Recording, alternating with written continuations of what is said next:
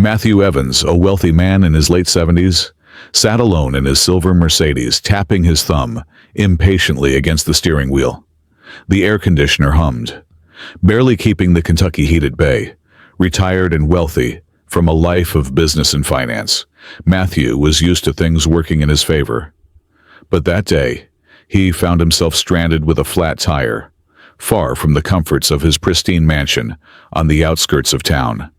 After a few attempts to call for roadside assistance with no luck, he sighed and resigned himself to the fact that he'd have to wait, just as he started to feel a tinge of frustration bubbling up. He saw a figure walking toward him down the road. A young boy, maybe 13 or 14, wearing a faded t-shirt and worn-out sneakers, approached with a determined expression. Matthew watched as the boy's eyes narrowed, examining the car, before giving Matthew a polite but confident nod. "Got a flat, sir?" The boy asked, his voice steady. Yes, I do," Matthew replied, feeling a strange mix of relief and unease. "I was hoping for a bit of help, but my phone's got no signal out here." The boy gave a little smile. "I can help with that," he said, kneeling beside the tire without hesitation. "My grandpa taught me how to change a tire last summer. Do you have a spare?" Matthew gestured to the trunk, watching as the boy opened it and pulled out the necessary tools. The young boy worked swiftly, his hands moving with a quiet confidence that seemed almost beyond his years. As Matthew stood there, he felt a strange humility creeping in.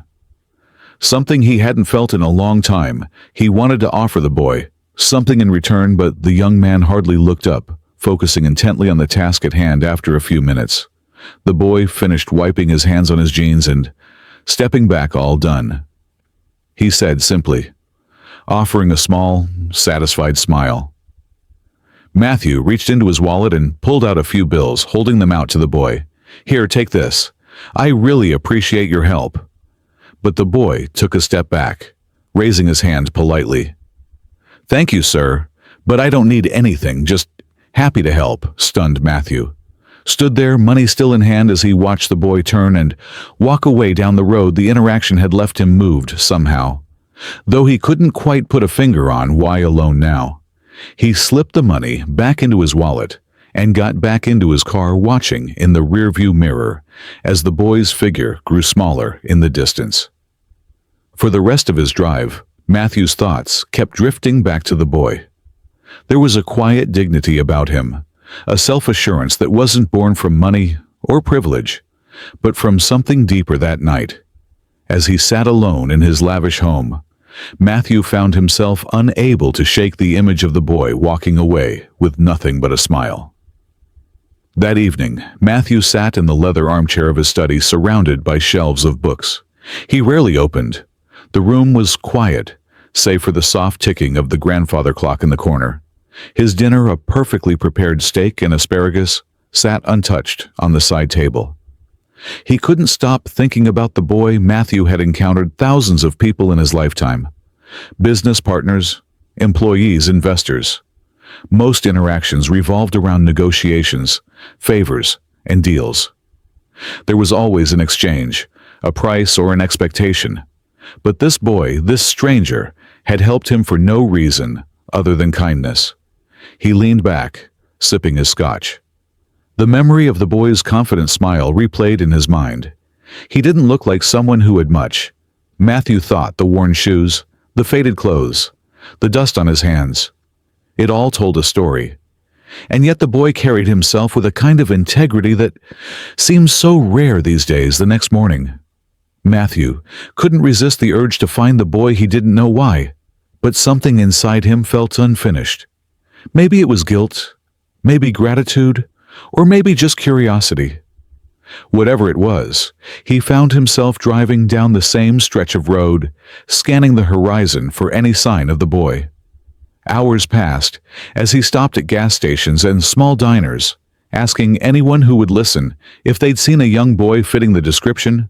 Most shrugged or shook their heads, until finally an older woman behind the counter at a small cafe spoke up.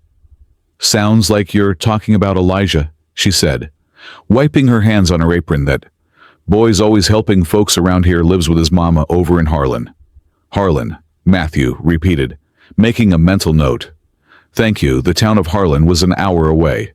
Nestled in the foothills of the Appalachians, the drive was scenic, but Matthew barely noticed his mind was racing with questions. What kind of life did this boy have? What kind of family raised someone like that? When he arrived in Harlan, the streets were quiet, lined with modest homes and small businesses. He asked a few locals about Elijah and was eventually pointed to a small house on the edge of town. The house was worn but tidy, with a front porch that sagged slightly under its own weight. Matthew parked his car and hesitated for a moment, unsure of what he would even say. Taking a deep breath, he knocked on the door. It opened a moment later, revealing a woman in her early 40s. She looked tired but kind, her eyes sharp and curious as she sized him up. "Can I help you?" she asked. "Good morning," Matthew said, clearing his throat. "I'm sorry to bother you, but I believe I met your son yesterday. Elijah, right? He helped me with a flat tire." Her expression softened instantly. "That sounds like my Elijah," she said with a small smile. "He's always helping folks. I just wanted to thank him properly. Matthew said he wouldn't accept anything from me yesterday." She nodded, stepping aside to let him in. "He's out back. You're welcome to wait." Matthew stepped inside, taking in the modest surroundings.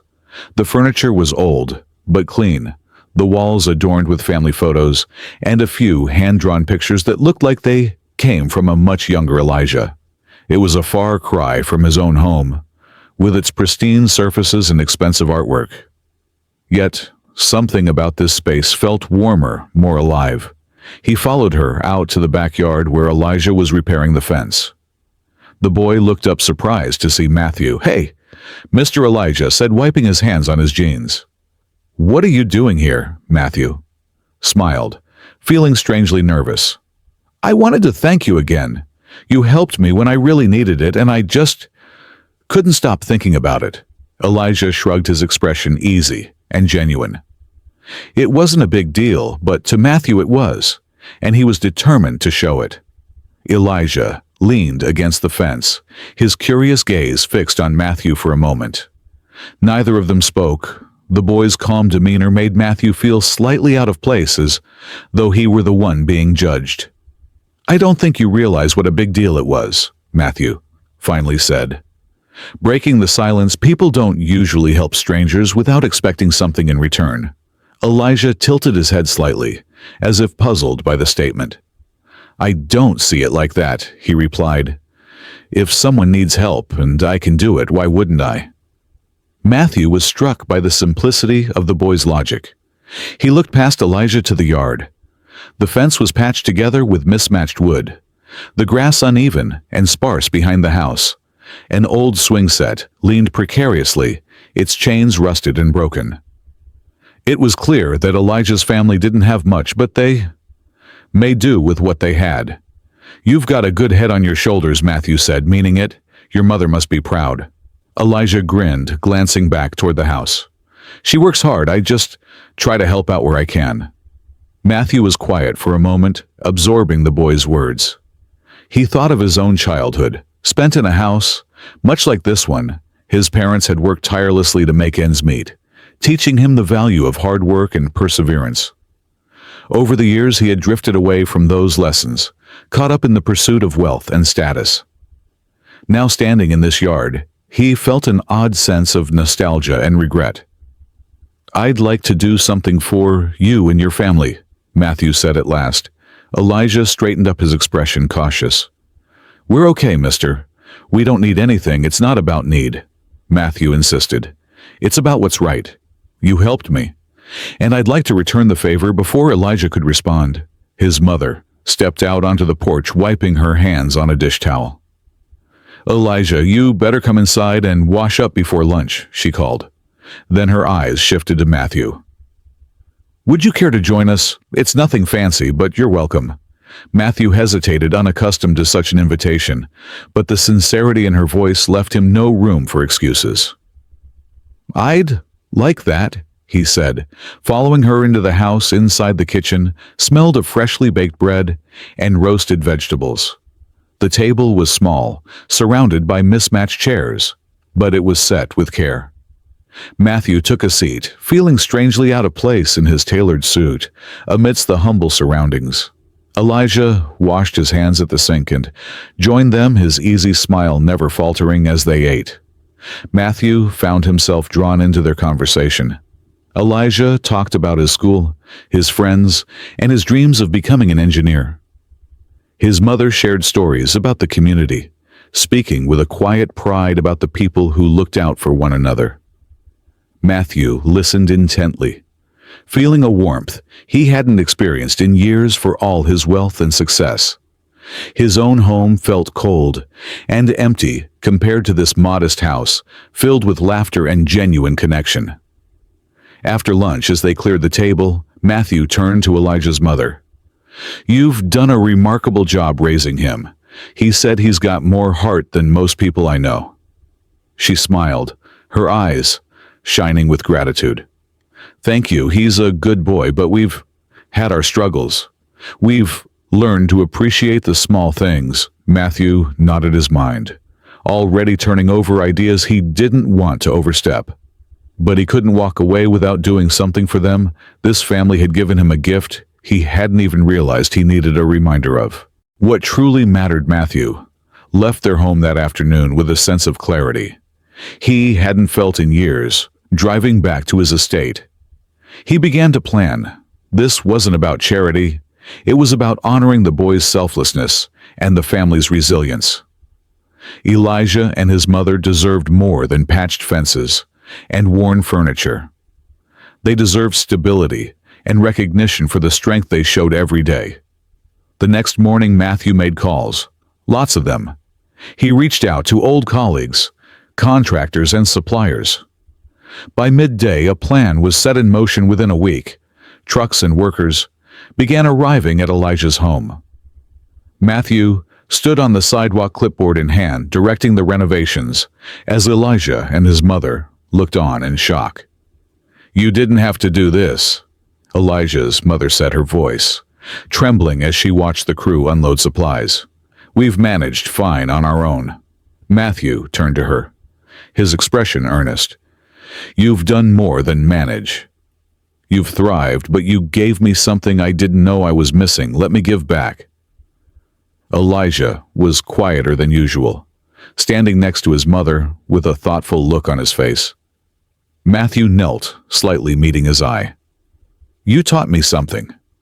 Elijah, helping people isn't about money. It's about showing up. I want to show up for you over the next several weeks." The house underwent a transformation. The sagging porch was replaced with sturdy wood. The roof repaired, and the rusty swing set out back was replaced with a new one. Inside, the walls were painted, the floors polished, and the kitchen upgraded with modern appliances. At first, Elijah tried to help with the renovations, carrying planks and sweeping debris, but Matthew insisted he take a break. "Your job," Matthew said with a smile, "is to enjoy being a kid for a little while." Still, Elijah couldn't resist sneaking out to watch the crew work, his eyes lighting up with curiosity as he observed them measure, cut, and build. One of the workers, a burly man named Joe, noticed his interest and invited him to help measure wood planks. Before long, Elijah was asking questions about tools and construction, his excitement infectious. Matthew watched from a distance, a warm pride swelling in his chest. For the first time in what felt like an age, he sensed it, like a spark flaring to life deep inside. He was at last doing something that mattered, something more than himself.